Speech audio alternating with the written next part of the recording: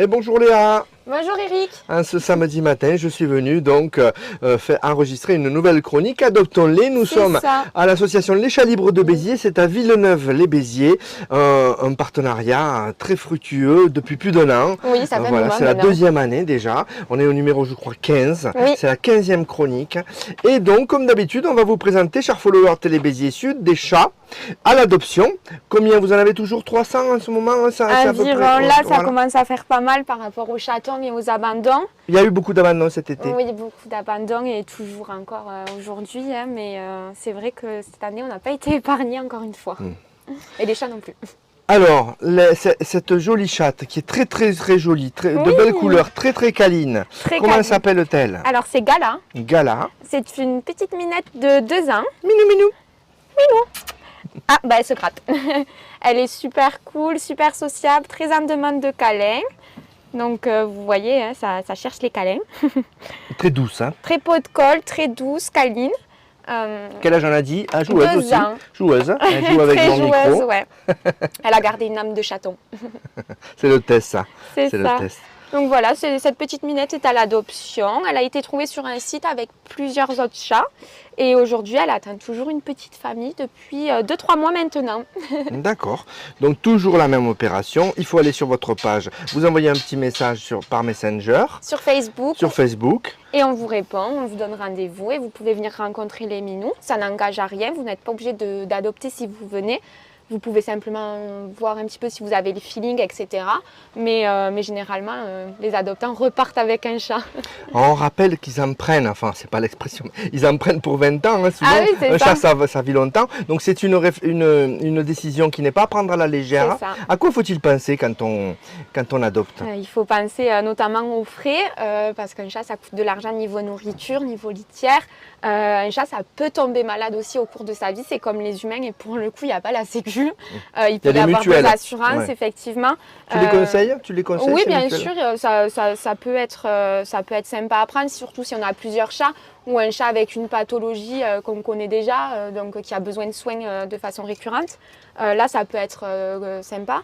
Mais après, voilà, généralement, un chat, au début, il n'y a pas de souci. Mais c'est vrai que quand ils vieillissent, généralement, ils tombent malades comme nous et là les frais sont à prévoir. Il y a des cancers du chat. Il peut y avoir du cancer, des problèmes rénaux, surtout chez les chats parce que c'est vrai qu'ils ont tendance à pas forcément beaucoup boire d'eux-mêmes.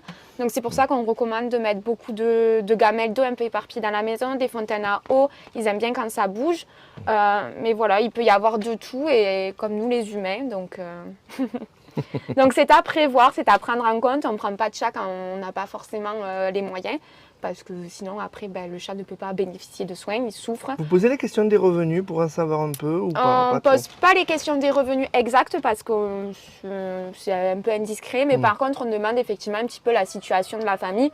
Si les deux parents, par exemple, les deux personnes ou la personne seule travaillent, si elles ont une situation stable, etc. Effectivement, c'est à prendre en compte, comme quand on fait un enfant, ça reste... Vous donnez un aperçu du coût d'un chat? Oui, après on nous demande, mais après, effectivement, ça va un peu de soi. On sait qu'un chat, ça va nous coûter de l'argent. Mais bon, effectivement, on se renseigne toujours sur les adoptants un minimum avant de prévoir une adoption. Et effectivement, si la situation ne convient pas et n'est pas bonne pour le chat, parce que pas pour nous, mais c'est toujours pour le chat, on ne donne pas suite à l'adoption. Alors, il y avait, je crois, Léa, un autre chat que tu voulais montrer. Oui, alors c'est le petit Ayaz. Un style différent. Alors là, on est sur un petit minou angora, avec les poils un petit peu longs, un petit peu même beaucoup longs. On peut voir qu'il se porte bien, ce petit minou. Ah oui, hein. C'est pas un Maine Coon, mais presque. C'est ça. Il est bien portant, des grosses patounes. Il a des grosses petites patounes, il a les poils assez longs.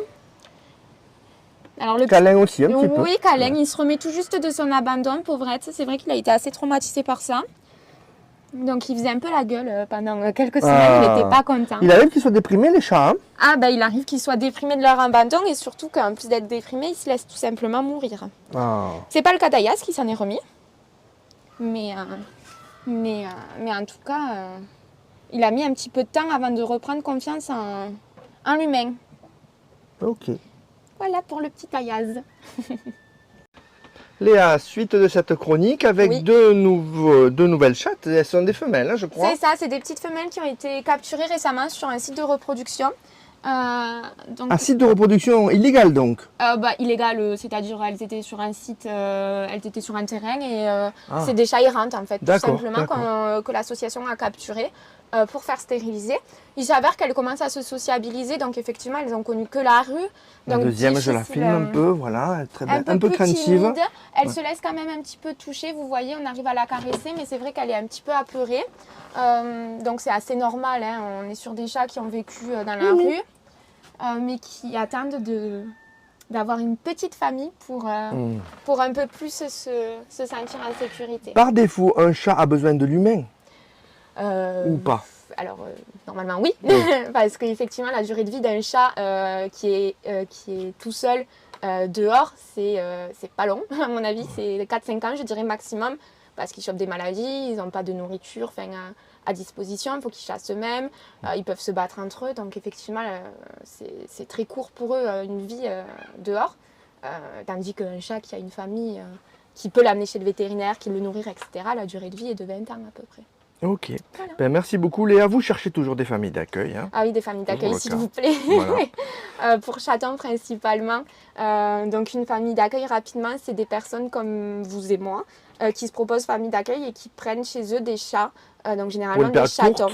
Tout dépend. Jusqu'au minimum 2 mois et demi, 3 mois du chaton. Donc s'il a 1 mois le chaton, c'est juste pendant 2 mois. Si le chaton a 2 mois et demi, on attend 15 jours et on le fait adopter. Tout dépend. Mais ça peut être plus ou moins long. C'est minimum 2 chats. Des fois, il arrive qu'ils soient tout seuls. Mais il y a beaucoup de chatons. Il y a eu beaucoup de chatons cet été. On a eu 250 chatons à peu près, plus ou moins. Et encore, il y a beaucoup d'interventions en cours et des sites où on sait qu'il y a des chatons. Mais malheureusement, on manque de familles d'accueil. Donc, à savoir qu'on fournit tout, croquettes, litières et frais vétérinaires. Il faut pouvoir se déplacer sur Béziers assez facilement et pouvoir s'occuper du chat comme si c'était le sien. C'est plus qu'une garderie. On ne fait pas que regarder le chat et lui faire des caresses quand il faut. Il faut pouvoir intervenir si on voit que le chat n'est pas bien, nous appeler, avoir le réflexe de l'amener chez notre vétérinaire. Enfin voilà, il faut quand même être un petit peu actif, mais réactif. Voilà, réactif on va dire. Mais sinon après c'est que du bonheur quand on voit que les chats sont adoptés et qu'ils vont bien et qu'on a pu les sortir de la rue. Merci beaucoup Léa, bravo pour votre travail, tous les bénévoles, et on te retrouve le mois prochain. Oui, c'est ça, le mois prochain. À bientôt. À bientôt.